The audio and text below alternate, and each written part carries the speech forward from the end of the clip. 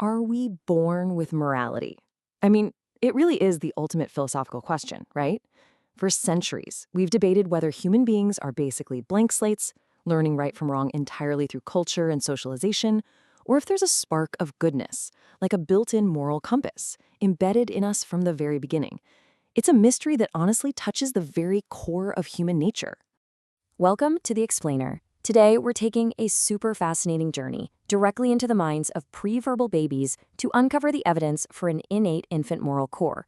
We are going to explore the groundbreaking research of developmental psychologists Kaylee Hamlin and Frances Ewan to see exactly what infants really understand about good and evil. Here's our roadmap for today's deep dive. 1. Evolution of the moral core. 2. Inside the puppet laboratory. 3. Helping, harming, and intentions. 4. Equality versus contextual equity. 5. Punishing antisocial behavior. And finally, 6. Limitations and scientific skepticism. Let's start with part 1, evolution of the moral core. So what exactly is a moral core?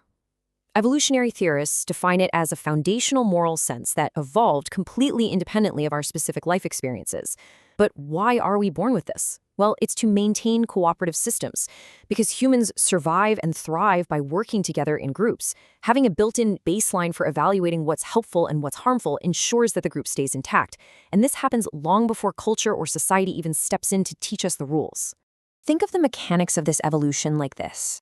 Step 1. We have to cooperate to survive, right? We achieve things we literally couldn't do alone.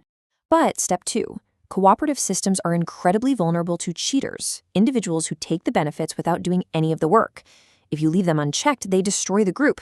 Therefore, step 3, we evolved instincts to identify, negatively evaluate, and avoid these non-cooperators. Spotting bad behavior was literally a matter of life and death for our ancestors, which made the ability to evaluate others absolutely crucial, even for the youngest among us. Moving on to section 2, inside the puppet laboratory. Now, how do you actually test these theories on babies who can't even talk yet? Researchers use these incredibly clever, infant-friendly morality plays. But are babies reacting to the moral interaction, or are they just staring at movement? Well, if an infant sees a puppet helping or hitting another puppet, they react strongly and form definite preferences. But if you replace those puppets with a mechanical claw, interacting with an inanimate ball using the exact same physical motions, infants show no reliable preference whatsoever. They are making truly social and moral evaluations, not just reacting to random physical actions. But hey, science demands rigorous questioning. Some skeptics initially pushed back, asking, wait, did infants actually prefer the helpful puppet, or did they just like the physical bouncing the puppet did at the end of the show? See, the original experiments featured a protagonist puppet that bounced joyfully after being helped up a hill. Skeptics wondered if the babies just preferred the character associated with the fun bouncing. To resolve this, researchers cleverly manipulated the puppet's eye gaze.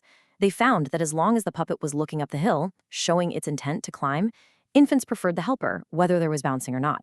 They were evaluating the unfulfilled social goal, clearly distinguishing a moral evaluation from just a simple physical trait. All right, section 3, helping, harming, and intentions. It's amazing how quickly an infant's brain develops this stuff. Their moral evaluations become incredibly sophisticated real fast. At just 3 months old, babies show a negativity bias. They don't necessarily prefer the helper over a neutral party yet, but they strongly dislike the hinderer who causes a bad outcome. By 8 months, a massive cognitive leap happens. They begin evaluating based on intent rather than outcome. If a puppet tries to help but fails, 8-month-olds still prefer them over a puppet that tries to hinder and fails. And by 10 months, they can actually distinguish between accidental and intentional harm. They prefer a puppet who harms by accident over one who harms intentionally. Age literally unlocks their ability to see underlying intent. And it actually goes even further than intent. It factors in knowledge. Infants evaluate agents based on what the agent actually knows about a situation. Imagine a protagonist puppet prefers a specific toy, but then a barrier hides the toys. If a helper puppet removes the barrier to give the protagonist their favorite toy, the baby will prefer that helper, but only if the helper was actually present to see the protagonist's original preference. If the helper didn't know which toy the protagonist liked, the baby doesn't give them moral credit for guessing right. Babies judge actions based on the character's specific knowledge or ignorance. Mind-blowing, right? Section 4, equality versus contextual equity. Picture a super simple ratio, 2 to 2. If you show a 4-month-old or even a 15-month-old baby a scenario where 4 crackers are divided between 2 people, they expect a perfectly equal 2-to-2 distribution. If they see an unequal 3-to-1 split, they will literally stare longer in surprise. Young infants clearly possess a baseline expectation for the equal distribution of resources in social relations. But we all know fairness isn't always just about everyone getting the exact same amount, is it? As these babies grow into toddlers, they begin to distinguish between simple equality, where everyone gets the identical amount, and contextual equity, where fairness is based on merit, effort, or the specific needs of others. This reveals a truly fascinating continuum of moral development. Adults uphold complex equity norms based on context, and infants are right behind them. While 4-month-olds expect simple equality, by 17 months, infants expect equity based on merit. For example, if 2 puppets are supposed to clean up, but one does all the work, the 17-month-old expects the hardest worker to get more resources. By 19 months, if resources are scarce and there's not enough to go around, babies actually expect a distributor to favor their own in-group. Their sense of justice becomes highly context-dependent, much like ours. Section 5. Punishing antisocial behavior. Okay, we've arrived at one of the wildest phenomena in this whole field, contextual justice. Infants positively evaluate individuals who punish antisocial behavior. If a baby sees a puppet behaving badly by stealing or hindering, they actually want to see that bad puppet get punished. When a new puppet comes along and hinders the original bad puppet, babies prefer the one administering the punishment. They innately grasp contextual consequence. Harming a good guy is bad, but harming a bad guy is justice. And this sense of justice rapidly builds into active behavior. At 4.5 months, babies prefer puppets that hinder bad actors. But by 19 to 24 months, toddlers stop just observing and start acting. Given the chance, they will proactively take treats away from a bad, hindering puppet to punish them. Conversely, by 20 months, they will actively administer rewards by giving toys to helpful puppets. They are quite literally policing their little social worlds. Finally, Section 6, Limitations and Scientific Skepticism. Now, putting my developmental psychologist hat on for a second, it's our job to rigorously question these findings. It's important to note that not every lab has been able to reproduce these stunning results.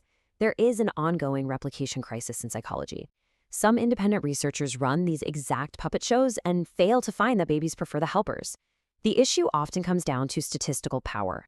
The original studies used very small sample sizes, sometimes just 16 infants. So the real effect might exist, but it might be much smaller and harder to consistently detect than initially claimed. There's also the weird population bias to consider. A vast majority of these studies were conducted on infants from Western, educated, industrialized, rich, and democratic societies. Can we truly say an infant's moral core is an innate human universal if we're only testing babies in a few specific regions? To combat this, massive global collaborations, like the Many Babies Project, are pooling data from dozens of labs worldwide to find robust cross-cultural truths. They want to see if these early judgments are truly universal or if socialization just sneaks in earlier than we think. So what's the big takeaway here? Well, the evidence strongly suggests that from a remarkably young age, before we can even speak, we are actively evaluating our social world, seeking out cooperators, and expecting fairness. But whether it's fully hardwired or shaped early by our environment, it leaves us with a profound thought. If our moral core is innate, an ancient survival tool inherited from our ancestors, how will you choose to nurture yours today? Thank you for exploring the infant mind with me. Take this knowledge and keep learning.